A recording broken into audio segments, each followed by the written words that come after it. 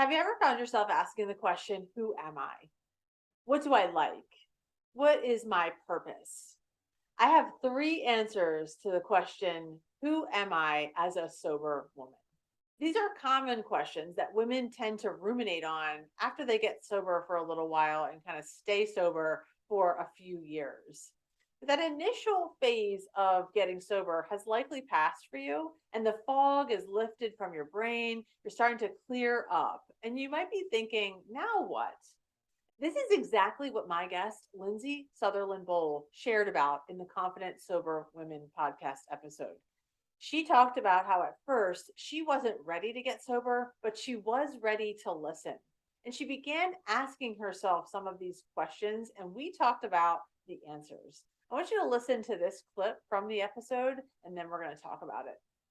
He's like, I knew for a long time that I had a problem, and I knew that I needed to stop. I wasn't ready to stop, but I was ready to listen.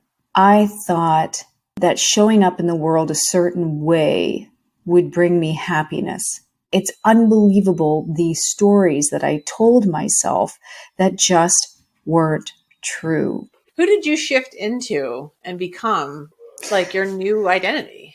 I am a very patient, engaged mom.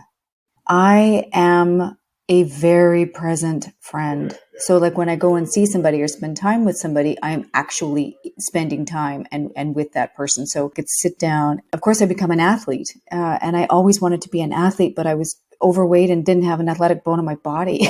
My circle has absolutely exploded with women who are on the same path that I'm on. I have become far more empathetic, sympathetic, and just a better human. The constant chaos of active addiction hijacks our ability to answer these questions with any level of emotional connection. Survival mode does not lead to finding purpose. So then what does? Great question. I am so glad that you asked. The first answer is identify the stories that you're telling yourself. As we grow up, many stories are told to and about us from our caregivers, our peers, teachers, employers, anybody that we interact with. Things like, you'll never be able to do that because you're a girl. You should be a nurse or a teacher. If you don't go to church every Sunday, you're going to hell. Only the smart kids can go to college. You get the point, right? These stories stick to us through adolescence, where it is the developmental task for us to work through figuring out what belongs to us and what doesn't. What do we believe that is separate from our parents? In many cases, these early messages create negative beliefs about ourselves. And then we start pouring alcohol and other substances on our developing brains and really stunt the important growth that happens until we are up to 29 years old. The science tells us when we do this, we stunt and in some cases stop emotional development. What does all this mean? It means that as an older and recovering woman today, you might still be struggling with the impact of those stories you were told as a child and then continue to tell yourself throughout your life. So, identifying these really helps to reveal the lies that they are. And once you understand that these stories are not true, you're able to rewrite them for yourself and create a deeper understanding of the person you actually are and the woman that you want to become, that future self.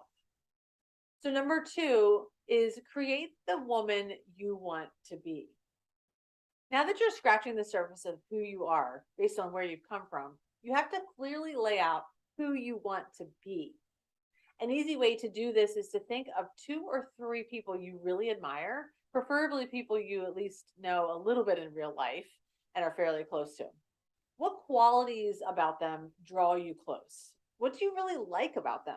How are their relationships, their health, their spiritual connection? Write these things down so you can refer back to them as you think of them. I want you to deeply understand these characteristics that you admire and believe they are things that you can have as well.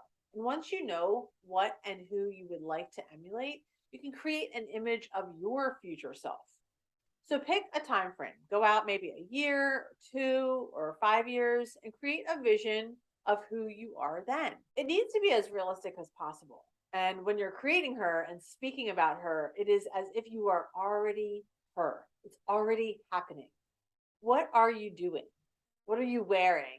What are you driving? Where do you work? Who are you spending your time with? How is your health? As many details as possible. Just pile them on. Number three, map out your plan. So, what do you do? Now that you have a clear idea of who you want to be in the future and you've created the image of your future self, how do you get there? You simply work backwards from that future self all the way to today. If your ideal self is 2 years out, let's say, what does she need to be doing in 18 months from now to reach that level? What does she need to be doing in a year from now? And then 6 months, 3 months, 1 month, all the way up to today. That is your roadmap towards reaching your future self.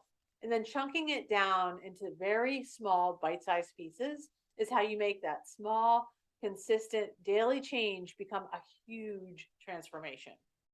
So, for example, let's say you want to run a marathon before you're 50 or whatever age you choose. And that's maybe like a few years out. So, what level of a runner will you need to be when you are 6 months from running that marathon? What about 1 year out? What choices do you need to start making 2 years out? Most people, if you're relatively healthy, can run a marathon if you want to, but very likely you can't just go out and do it tomorrow, even if you are in pretty good shape. Maybe not even next month. Developing a sense of self in recovery can feel impossible, right? Because life in active addiction was so chaotic, unpredictable, and unhealthy. But now, as a sober woman, you have the ability to take control of your choices today so that you can have the life you want. And by the way, this is exactly what I help women do in the Sober Freedom Transformation. We get 8 weeks together one on one, and we go through thoroughly every part of this path. We clearly map out the life you want and then the steps that it's going to take to get there. Because when you have a clear vision and you understand that you have control of your life and your choices, you have sober freedom.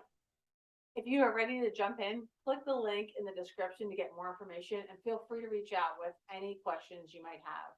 And then go listen to the rest of the Lindsay Sutherland Boal episode wherever you get your podcasts.